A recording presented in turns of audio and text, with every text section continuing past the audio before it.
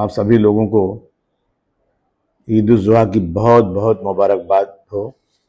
ہمیں یہ عید اپنے مذہبی روایت کے مطابق پورے جوش سے منانی چاہیے، مگر ساتھ میں اس بات کا ہمیں دھیان دینا ہے کہ قربانی کھلے میں بالکل نہ ہو۔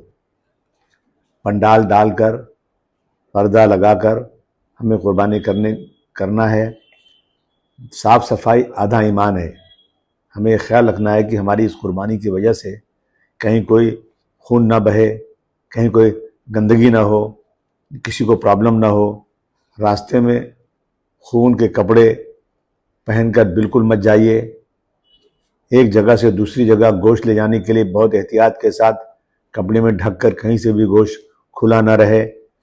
ہمارے کسی وطن کے، ہمارے کسی بھائی کو کسی قسم کی کوئی تکلیف نہ ہو۔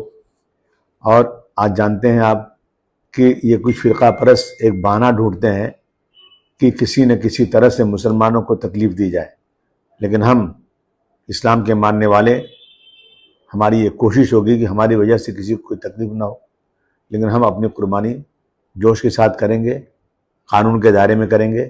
میں پھر آپ لوگوں کو، سبھی بھائیوں بہنوں کو دل کی گہرائیوں سے عید الاضحیٰ کی بہت بہت مبارکباد پیش کرتا ہوں۔ خدا حافظ۔